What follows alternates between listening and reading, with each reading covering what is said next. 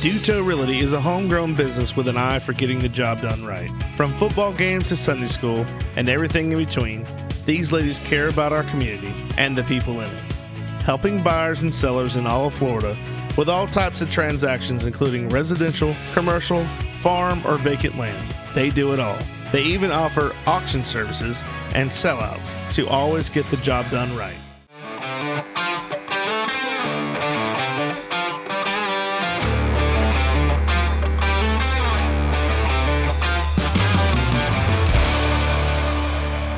All right, welcome back to another edition of the Goblay Show. I'm your host, Billy Goble, and today we have a special guest. I say special because she's my mother-in-law, but she's also the owner of Catfish Johnny's and Pat's Taps, and she's also a sponsor of the show. So, without further ado, I want to welcome Miss Patricia Galvin. Patricia, welcome to the show. Well, thank you, Billy. It's nice to finally be here. I know that we've gone back and forth trying to make dates many times to do this. And yesterday when you messaged me, I just thought, well, tomorrow, that's a great idea. Let's get it going. Yeah, people have asked, why don't you have Pat on? And I said, well, I'm waiting for Pat to come on because I mentioned it to you. And I know you had a few things going on at the time, so we wanted to wait for the perfect time. Yeah. So it all gels and it just, things work out in the way they do. And I'm just happy to have you on. Well, I'm happy to be here. Thank you for once. I've always said this several times, but thank you for being a sponsor. Absolutely. Thank you for the support. Appreciate it. You guys are doing a good job down at Catfish Johnny's and Pat's Taps. Yeah, it's a great time, and I highly suggest anybody go down there. Not just because it's family oriented. It's not like she made me say this, but it's always a good time. People are they're big fans. It's a big staple of the community. And they've been here for quite some time. So, and we're going to get into that later on. But for right now, besides your introduction, how are you? I'm doing good, Billy. Yeah. I'm back to work part-time. Good. Yeah, I've been out for a while. I had some surgery done on my neck. And so now it's time to get back to work. Right. I was hoping that I'd be all raring to go by the time our season started, which it's almost upon us. Right. And we're looking forward to that. We're looking forward to getting busy again and all our people coming back and just having a good time in the restaurant and out in the tap room. Gotcha.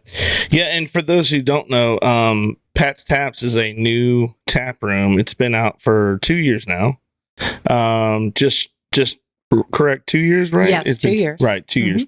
I want to make sure I get that correct. Sandy will yell at me if I say. Yes, she will.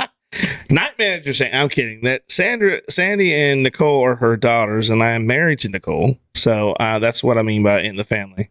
But Sandy, I give her a hard time because I say, she's the nighttime manager, which is the only time I'm ever there. So that's why I always say that. But exactly. So, Pat, I mean, let's start from the beginning. Like, where are you originally from? So people that don't really know you, or that people do know you, they can kind of get an idea of where you're from and how you got here. Okay. I was born in West Palm Beach, Florida. Okay. I moved up here in 1981. Nicole was an infant when we moved up here. And I loved this area. I liked when we came, it was kind of like Palm Beach County used to be, and kind of rural. Kind of fell in love with this place here and never wanted to go anywhere else. Still don't. It's funny how a lot of people how they get here, and whether it's due to their parents being work related or whatever. It's amazing that we live. Growing up here, we thought we were in the middle of nowhere. And a lot of people love that, but the people that live here are like, man, I just wish I could go to. Like the people that live here would love to go to Palm Beach County and live. Right. You know what I'm saying? No, they don't really. I still go down there. All my family is still there. Right. So I still go down, but it's just too many people. Yeah. Which is kind of getting the way it is a little bit down here in this area. I think in our area, it's kind of getting to where people are going around us. Yes. So what I mean by that is they're going to Tampa, Orlando, and they're kind of like filling in the bubble, eventually. But what was it like when you got here in 1981? Well, when I moved up here, we lived in Oxford, which Oxford's totally changed now. Right. There wasn't really anything here, nothing like there is now. Not that it's grown a whole lot since then. As far as Lake Panasoffkee, Bushnell, some of the areas, Oxford, obviously has grown a lot. Right. A lot of cattle fields, a lot of watermelon fields, a lot of hay fields. I think we all miss that have been here for a long time. Now, don't misunderstand me. I love going shopping too. So I'm not going to can't completely complain about the progress that's been made here. Right. And with everything, when there's progress, there's always compromise. Absolutely. And you have to give up something to get something. And sometimes we give up too much to get, I feel like we get less sometimes. Yes. But it's also nice to, you can ask anybody around here. They would love to have a Publix on the corner. So would I. Me too. Exactly. Me too. So, we're all on the same page. Right. It's just the fact that, like I said, you kind of have to give something up for that. And that's land or something of value that, you can't find some place they're not going to go a place that it hasn't had anything in there in years. And then all of a sudden they're going to, we could put a Publix here in the middle of nowhere. They're not going to do that. They're going to wait till everybody starts to decide to be there. Yes. And, go from there. Yeah.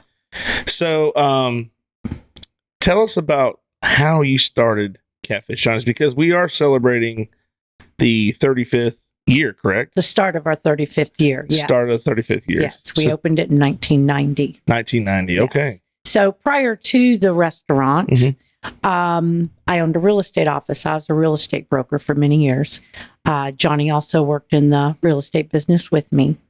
And the lady that owned Catfish Johnny's, which then it was called Gracious Plenty, she had sold the restaurant. And Johnny and I went in there and ate a lot. That's how we knew the lady that owned it.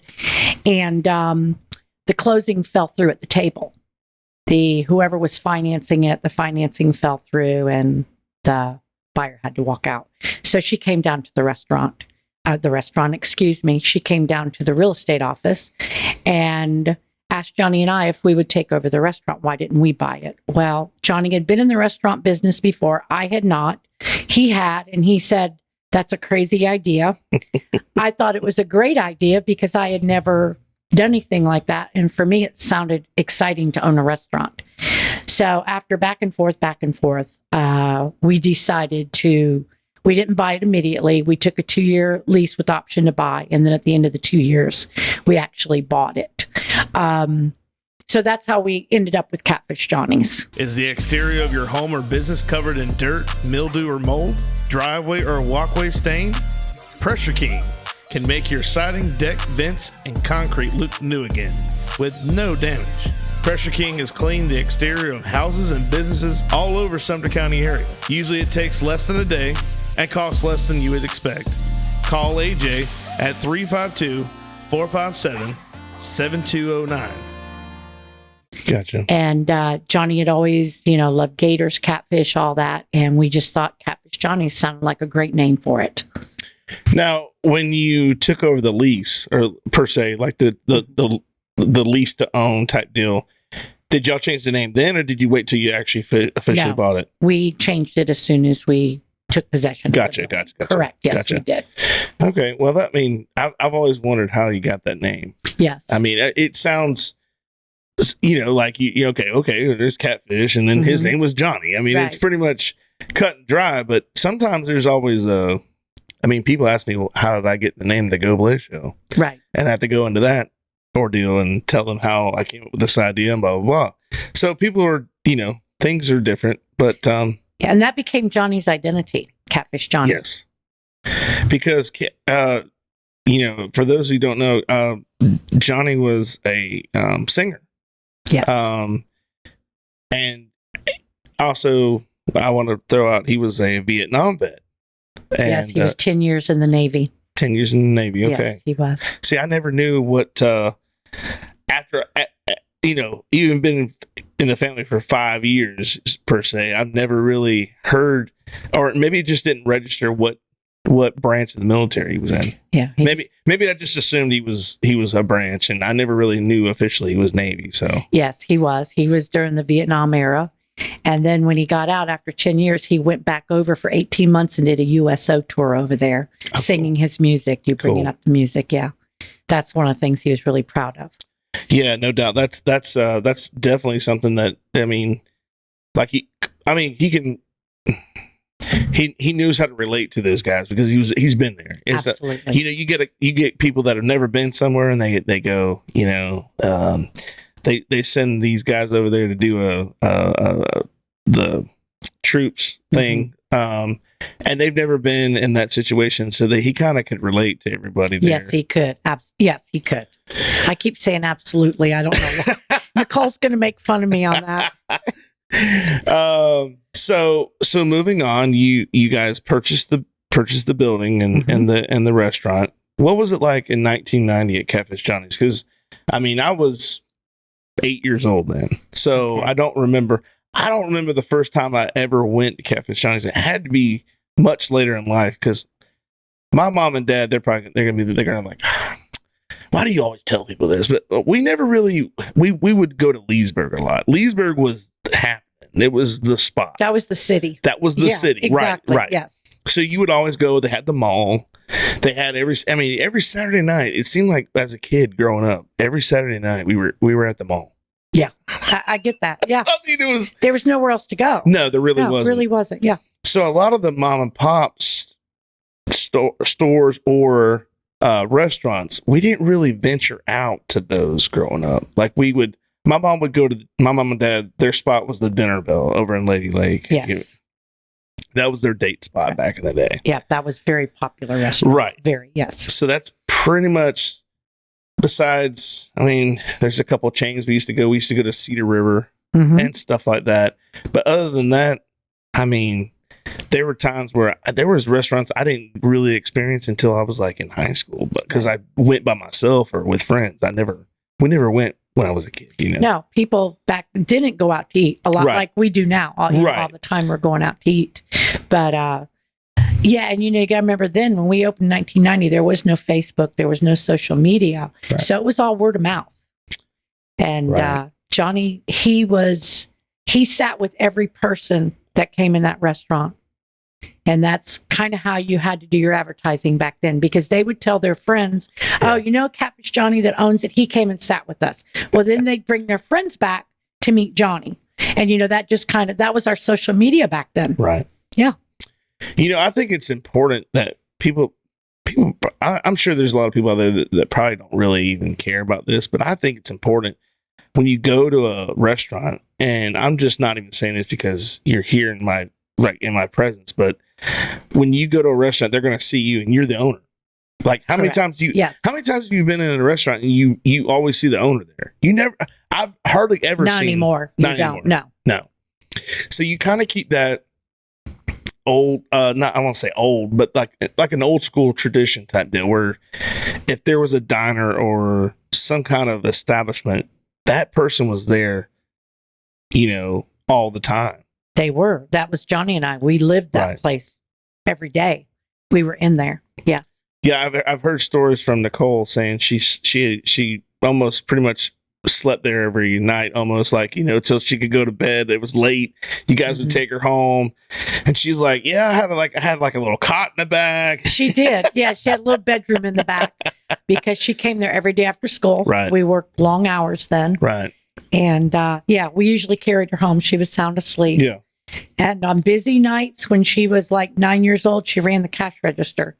Johnny had a milk carton thing, and she would stand on it so she could reach it when we were busy, and she'd run the register. People loved it. Again, how many places do you go in Yeah. that their daughter that's 9 or 10 years old is ringing customers out. They loved it. Yeah. Yeah. And that's the thing is people love things that are like family oriented. Like, Very much. like, you know what I mean? Like it's, if you know the family's run it as a family business, that people tend to flock to that. They don't want that corporate like run. Yes. The way things mostly are done these days, where you go to a chain and it's like, well, this guy owns 5. I mean, and they're good for people that have 5 or 6 restaurants. You know what I mean? Like, but I feel like with quantity, you lack quality. Yes, I agree. You know what Absolutely. I'm saying? Yeah. And I just think it's just too much. That one person cannot oversee, in my opinion, more than one restaurant.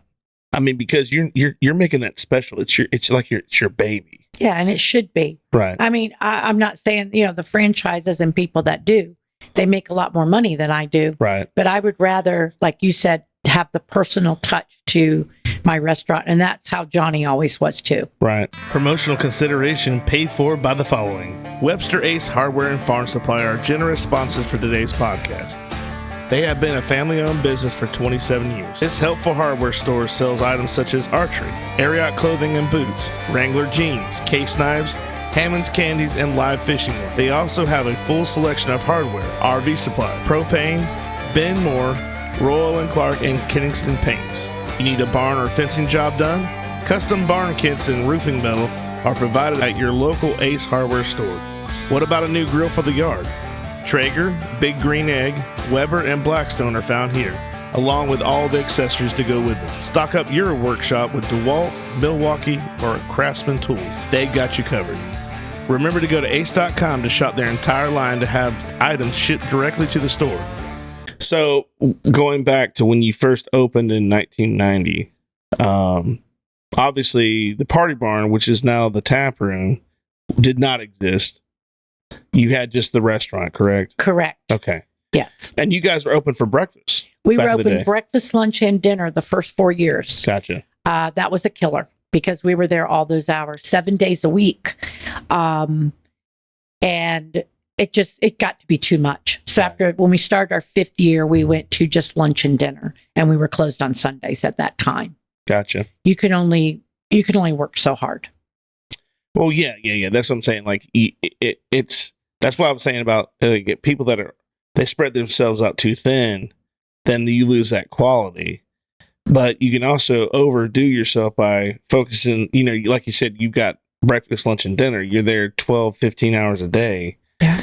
Or plus. Yeah, I'm sure it was hard. Longer than that. And I was a lot younger. I was 35 years younger than, too. That made a difference. Absolutely. But I mean, it can be hard.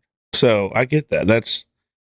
But 35 years, that's something to that's awesome. I feel like that's a milestone. I really do.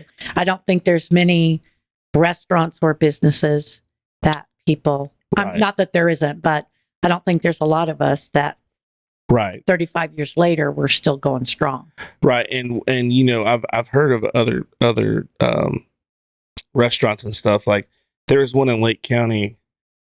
Oh, I can't think of the name. It was like Mama and Papa's, or like it was like an Italian restaurant. It was Mom and Dad's. Mom and Dad's. That's what it was. They just closed not because of the economy or whatever. They just, man, they wanted to retire. They were done. I get that. So I could see, that's a prime example of what you just said. Like you're there all the time. And if you devote something for like 40, 50 years, oh my gosh. It's a long time. You need some time to yourself. Take a break. Well, I'm very blessed that I have Linda and Sandy there now, taking care of the restaurant tap room. So I don't have to go in all the time. I like to. I missed the people while I was out, at home recovering. Right. But that's something else. You get to where you enjoy the people so much. You make so many friends, acquaintances, people you care about. They become part of your family. Absolutely. And that's part of I think, with people that stay in business 30, 40, 50 years is why they love their people. Yeah. Speaking of we were talking about the Party Barn not being there, but you used to have What you had like a zoo or something in the back, from what I've been told? We did. And I was trying to think of when we started the zoo. It was probably around the same time as the tap room. We had Ole Amos the alligator. Everybody knows who Ole Amos is, or most people do. Right. Johnny traveled around with him so much. And then we had Revenge, was another big gator. We had a crocodile. His name was Sonny. And we also had Radar, who FWC had brought to us. Someone had shot his eyes out in the wild. Oh. And he couldn't survive. So they brought him, and we had him in the zoo. And then we had a bear, Mandy the bear, and we had Casey the cougar. We also at different times had baby goats, snakes, raccoons, stuff. Johnny was a critter person. Yeah. And that was a big attraction to the restaurant, very big attraction. He also took these animals, some animals. I know he did a lot with Amos, but like at schools and yes. I remember seeing. I had a tape that you had, and it was a commercial for a Ford yes dealership, and I'm not quite sure where that was, but Walker Ford in Tampa. Walker Ford. Okay. Yes, he did commercials for them with the alligator. Right. So. Yeah, that's he was kind of like a mascot, like the whole time. He was, you know what I mean? It was Amos. Oh, absolutely. Yes. He was. And I don't know how many people remember the DARE program that the sheriff's departments did, but Johnny traveled all over Florida as part of that program. Right. And Ole Amos says nope to dope. Gotcha. And would get the kids' attention and talk about alligators. And then he'd talk about how tough Amos was. And, we got to be tough too and stay away from drugs. It was really a great program he did with the sheriff's departments. But a lot of the car dealerships would sponsor him to go to the schools also. Gotcha. And put out that message. Yeah. There was a guy, I don't think I've ever said this on a podcast, but there was a guy, speaking of going to schools and stuff, now this is different from Amos, but we had a guy, his name was Swamp Owl. Maybe you remember him? I do remember him. You do? All right. Okay. He used to come to the restaurant, Johnny with him. Yes. I love it. Okay. Yeah. Okay. First of all, it's funny because he literally camped out on the school, which would never happen today. Right. I remember, I used to go to Webster. I went to Webster Elementary, and they would, okay, first of all, Webster had no fences, obviously, no gates, nothing. And this guy would just hang out. He had a teepee. Yes. And he would just like start a fire there on campus. Yes. So one of my fondest like memories is he would take, I didn't realize like your skin would callus over so bad, like you have rough hands. He would take his hand, and I didn't realize it was so like tough, and he'd take black moss and he'd light it on fire, and he's like, "Look, kids." I'm like, this guy is a wizard. Yeah, I know. Yeah. There's not many like that anymore. Like you said, they wouldn't be allowed to go on the school and do that anyway. But, right. But yeah. I just, man, that you're talking about some of the coolest memories. I don't remember Johnny ever coming to Webster. He might have, I do have proof. I sent you the picture of him, like, going to Lake Pan a lot, obviously, because he's right there. But he went to South Sumter Middle School quite a few times too, and the high school. Different teachers that knew him that would ask him to bring the gator. Gotcha. And he had some of the schools. He'd take the baby gators, tape up their mouths, let the kids touch them, pass them around, stuff like that. Yeah. For almost 30 years, 75 Chrome Shop has been a family-run business with a dedicated team of longtime employees. We stay ahead of the curve in the ever-changing trucking industry, providing top-notch customer service and product knowledge. Whether you're looking for the latest chrome accessories or hard-to-find parts, we've got you covered. We offer aftermarket chrome for all big rigs, custom vinyl lettering, acrylic signs, and tags. Our 10,000 square foot facility, the oldest chrome shop in the South, houses a mechanic shop for oil and tire changes and chrome installation. Plus, we have a huge selection of lights for every vehicle on the road. Don't miss our annual truck show every April, featuring over 200 trucks and family-friendly entertainment. Visit 75 Chrome Shots a day. Your truck's new best friend. Yeah, Nicole was telling me how she was like in charge of all that. She was like, which I could totally see her, Miss Nicole, walking around like handing the gator to everybody, like, look at this, guys. She did. And she could, Johnny had like the spiel he did about gators, all about, and she could say it verbatim, word for word. Yeah. So if he was out talking to somebody and people would walk up, she'd start giving his speech about the gators and pick them up and hand them. Yes, Nicole she really enjoyed that. She liked being a part of, right, especially with the schools and all the stuff we did. She really liked being a part of that. It is so cool to see somewhere, like when I brought up Swamp Owl, you knew who that was. Because it's like, when I have to explain it, it just takes all not the memory out of it, but I was like, okay, he was this guy that would that would come to the, but He was a tough whole thing. oh yeah, Yes, yeah. But yeah, I was talking to somebody about him the other day, and they're like, yeah, I remember that. And then I just remember, like, I was thinking about all the stuff, like, oh yeah, he couldn't do this again, he couldn't do that. It was a magical time back in the late 80s, early 90s. It was a simpler time. It certainly was. A lot different than today. Right. Now, Nicole tells me a story about how you guys had an otter. Can you shed some light on this otter story? The otter that we had gotten, her name was Muffin. A customer at the restaurant that lived down by Pana Vista Lodge.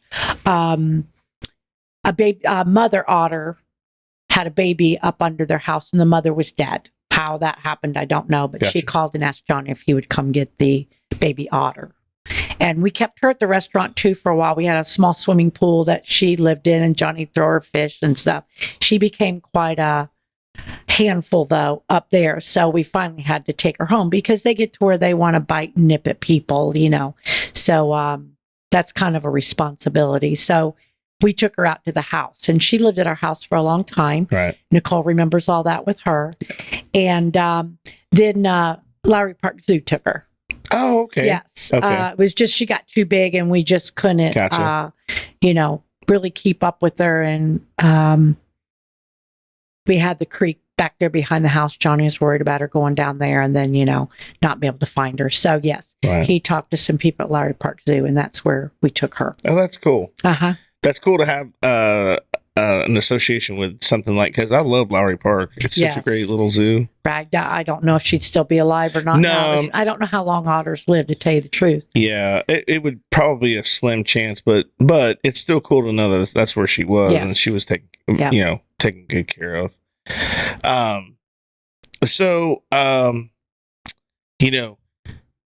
Tell me about working in the restaurant business. So there's a lot of people that kind of they kind of understand what it's like, but then there's a lot of people that go, you have that classic, I bet I could run a restaurant. Just tell me what are some things some challenges you run into, or like, what is something that you try to keep, I guess for lack of a better word, like how to run it, like what's your style of running it? Like, I mean, do you know, I mean, Yeah, it looks easy. that's agree. what I'm saying. Like, I don't want to Yes. make it sound and easy. people would say that to us. They'd say, yeah, when we retire, we think we're just going to get us a little restaurant, and we just think this is so neat. They don't realize really the amount of work involved in keeping your employees, your supplies, your repairs. There's a lot to the restaurant business. There's also a lot of waste if you're not careful. You got to kind of watch, everything in there. It's to me, it's one of the businesses you have to live there. You have to be there. Like I said, I'm lucky now that I have good help that I don't have to be there as much. But I'm kind of a workaholic. You're married to one, that. And so I like my hands on everything. Yeah. I've always been that way. And it's hard to let other people help and do things when you've done it for so long and you have your own way of doing things. That's something I've had to learn, that it's okay not to have everything exactly the way you did it. And that's something I'm trying to get used to. Yeah, there's a lot to be said about what you just said about trying to do it the way you want it done. I've always struggled with that when I was growing up. I'd have people tell me, do this a certain way. And I want to say, well, then why don't you just do it? Yeah. Not being mean, just Right. if I can't do it the way you want it done, then you should just do it. I You know get what I mean? that. I get what you're saying there. But at the same time, then, we'd have new employees come in and say, I don't know why you don't do this Yeah. way, or No, I why get you that. didn't do that or that, because we've already tried it. Probably after 35 years, whatever your ideas, Yeah. we've probably already tried it and it didn't work. Yeah. But they always, it's got someone, especially experienced people that come into there that want to, they have these great ideas that they can do it better than you. Right. But I think that nobody can do your business better than you can, whether they agree or not. Right. Well, and like a lot of people don't realize the biggest thing, regardless of what you do, what kind of business you have, it's always customer service. Absolutely. Your customer service is what's going to make you, how long you're going to be in the game for. That's Do you know right. what I'm saying? I was lucky to be a part of a big organization that based their business on customer service at Disney. And so I learned that, if something happens, just make it right. You know what I'm Yes, saying? You have to. Yeah, you have to. You have to. Whether You agree or not, you have to make it right. By right. That If you have person. to take a loss or whatever, one of the things that they preached on was, you'd have if you're at Disney and you see a kid, it could be it could be an accident or it could be totally just on purpose. They're gonna handle it. The kid trips, has the whole thing of popcorn. It's on the floor. You walk over and you get them a new popcorn, because that will go further than anything else that they're going to experience in the next hour or so. Yeah, they're going to remember that. Right. Yes, they are. I have a funny story about that. So, during the holidays, we would get Christmas tickets. My mom and I both worked at Disney. So did my brother and my sister. My dad said no. That's what I always say. Everybody's like, "Does your whole family work?" I'm like, "Yeah," but everybody. Nah, my dad said no. And we had everybody in the park. There was 20, 30 of us almost. So we're walking through the park, and one of my cousins, the seagull, comes over and gets bombarded by a seagull. Oh gosh. So you don't want to walk around Disney with this nice target on your back. So I'm like, you know what? No worries, because I already know that the customer service is on point. That they'll just give you. It's not like he did it on purpose. It was part of the whole atmosphere. So we go to the merchandise. They'll give you another shirt. So we go to the gift shop. I explain to the lady, look, show the shirt, and they're like, well, let me go get her manager. Okay, the manager comes over, and the lady's like, well, you can tell she's not into it. Yeah. Which was a no-no. That she doesn't know I work there. She doesn't know I know. But I let her keep talking. She's like, well, it's nature. Things like that happen. And I just stopped, and then I waited for her to finish, and I said, I thought we had a policy about that. And then she goes, I think we can help you out. Right. like I had VIP access after that. Like you said, though, that's what you have to do. Yeah. And it wasn't Disney's fault that happened, but as a good gesture, Right. you should do it. And they only have about 87,000 different t-shirts you could pick from. Right. So, Yeah. No, And they're it's not good that on- they couldn't afford it. No, and I'm sure that was on the tax write-off. Oh, I'm sure. No doubt. No doubt. Just kidding. Whether your water is supplied by a public municipality or a private well, for residential or commercial use, Purified Water Services LLC has the solutions to provide you with simply clean water. We offer a complete line of professional water filtration equipment and accessories. Soft water makes a difference you can see and feel. Water heater and appliances last longer with less maintenance. Iron and H2S filters eliminate iron stains and offensive rotten egg odors and protects your water softener equipment from iron fouling. No matter what your problem is, Purified Water Services LLC has a solution. Contact Kenny Williams at 352-446-2709. Catfish Johnny's Restaurant, serving the Lake Panasoffkee and surrounding areas since 1990. For the last 33 years, we have strived to serve great food at great prices and a friendly, casual atmosphere. If seafood isn't your thing, our burgers or wings are the best around. We have daily specials too. Check us out on Facebook or Instagram for more information. But those are some things that it's hard for people to still do stuff like that. It's the little things. Like Jeremy and Marissa had on the show from Kona. And Jeremy was talking about how the guy was like, this guy goes into a restaurant and he got a pickle on the side of his meal, just on the side. And they always give it to him. Well, then one day he wanted 2 pickles. And they're like, well, we're going to have to charge you for that. And he's like, well, I'm never coming here again.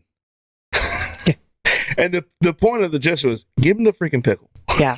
I mean, if that's what's keeping them from coming back.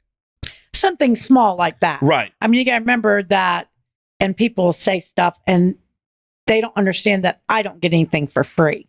I mean, you can give something as a good gesture, but you can't do it all the time because that is coming, out of the bottom line. Well, yeah, and you don't want to be taken advantage of. Right, yeah, you don't.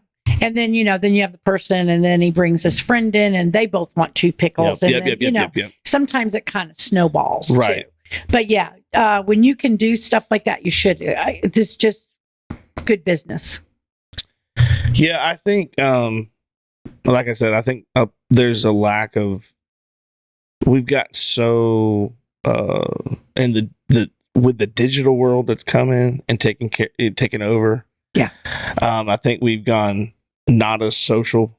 I mean, look at some kids that would rather talk to an iPad than somebody in front of you, like this right now. This conversation we're having.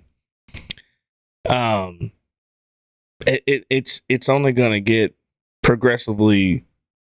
I don't want to say worse, but we're going to have people that. I mean, everything will be automated eventually. They've already talked about that. They're already got, like, you go to Taco Bell, the first thing you walk into is Taco Bell, Wendy's, McDonald's, all the fast food places have this kiosk that you can punch in stuff. And I don't like that. No, they're going to miss having somebody come up. Now, granted, back in the day, you'd have that guy that you go in those diners and they had the lady with the cigarette and like, all right, what do you want? Yeah. That's kind of the big, that wasn't that long ago, probably. No. But people will miss that. They will. Even though sometimes it's annoying, like people mess up, people are going to mess up no matter what, whether it's automated or in the flesh, like people, they're going to mess up. They are. It's not going to be perfect. But, and then again, too, I don't like the automation because, especially fast food, that's where a lot of young people learn social skills. Yeah. They learn how to deal with people. Mm-hmm. Like you said, they're not stuck on an iPad right there like that. They're dealing with people and they're having to talk to them. Right. And I think that's important. Did you know that I've always heard this, we're talking about with people talking in general. That is the number one fear. Talking to people? Talking in public, like a public speaking. Did you know that's the number one fear? I didn't know. I can imagine it is. Do you know what number 2 is? Death. Wow. That's funny. So so I heard someone say they would rather be in the casket than giving the eulogy. Yeah. I know people like that, though. There are some people that just can't. It's crazy. And you don't meet a stranger and you don't have a problem. Right. I think it's a curse. I think it's a curse and a blessing, both in the same way. Yeah. I've had Nicole go, please don't talk to those people. I mean, not people we know. These are complete strangers people, by the way. Just like when we went to Vegas. So I have a Vegas story real quick. We got to remember this. So we're on a double-decker bus and it's, we're going to, what is that? Fremont? the old side? Yeah. Okay. We're going from the newer side to Fremont, where Gold Nugget is. We had to go take a picture In front of it. the Nugget Mhm. and go, and you just go just to see what it was like because we'd never been. And there was a guy on the bus, and I said something. And he was like, and he was talking out loud, and I said, "There's a lot of recreational use out there with some Mary Jane, and smells like Skunk City, or as Debbie said, that's that cheap hash." Exactly. Well, that is all you can smell. out Right, there. and it was not pleasant. But anyways, the guy was talking to me, and I said, "How long have you lived here?" And he's like, "About 6 months." And I was like, "Y'all got a lot of wildlife around here." And he's like, "What?" And I was like, "Skunks." Yeah. And I could just feel like Nicole, if she had a big hook, she'd be like, "Da-da-da-da." Like, shut up. Exactly. But I can't help it. This That's is your what personality. That's just the way I am. That's the way I am. Johnny was the same way. He never met a stranger. Right. Anywhere we went, he was going to talk to somebody about something. Yeah, and like I said, it's a blessing and a curse, because sometimes it's like sometimes you're like a beacon. Like people come to you, they beeline it to you for some reason. I get picked out of crowds all the time on football fields. People come up to me and talk to me, and I'm like, I don't even know who you are. Like we'll go to another field, like an away game, and somebody will come up to me and like, and I'm like, why is this guy talking to me? You must look approachable. I guess I don't mind. Yeah. That was another thing at Disney. You can't cross your arms. You don't look approachable. Oh, okay. So when you I was doing this the other day. They don't want you leaning either. You're not supposed to lean. You don't want to like slouch back. Right. So you put your fingers behind you put your hands behind your back, and you put your fingers straight out, and that kind of props you up against the wall. Oh, wow. That's the little things that you right. learn. So yeah. So you're running this business, and I mean, 35 years. I mean, you must be doing something right. I hope so. Do you ever get tired of catfish? Well, I don't think I've eaten a catfish in a long time, because after 35 years, you've eaten everything on that menu 1,000 times. That is true. So that is true. It's good to sometimes go get something else and bring it in there, and we'll sit out back and eat it. That's why they have great steaks there, by the way. If you get a steak there. So I like to switch it up every now and then, because sometimes you'll get something you keep getting it, and then you hate it. Yeah. I did that with baked potatoes one time. I ate so many baked potatoes that I think it was high school had a potato bar. Oh yeah. And and that was it was a la carte. So you were living on the hog there. If you could do the potato bar. Do the big potato bar. That's funny. Yeah. So I had so many potatoes at the potato bar that I was like, for I don't know, a couple of years, I'm like, I don't want a baked potato. I don't even want to I don't want to go to Idaho. Exactly. See, I'm about that way with the Catfish Johnny food sometimes, just because I've eaten it so many times, which is why I enjoy the tap room. Yes. Our flatbreads are awesome. Yes. We have the shrimp, fish tacos. We have all different kinds of stuff out there. So I can kind of switch back and forth now. So speaking of the tap room, we'll go ahead and venture into that. What made you decide that I'm going to turn the party barn? So before we get too far, the party barn, you add the party barn on, and explain why that was built and what went on during those times. Okay.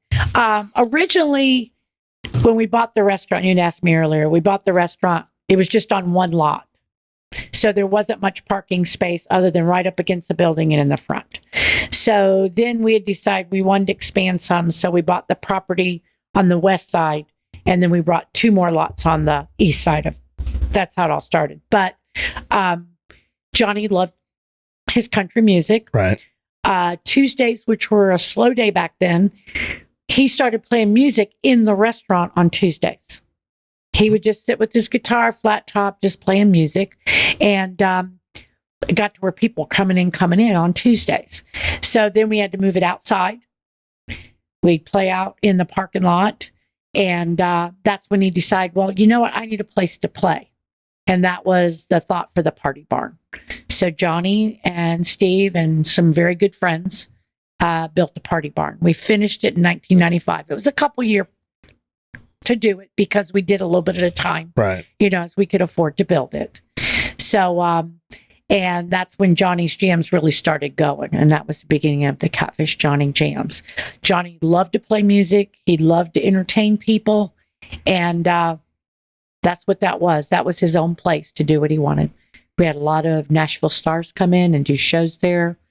We did a lot of dinner shows in there. We did a lot of anniversary parties. We did weddings, rehearsal dinners.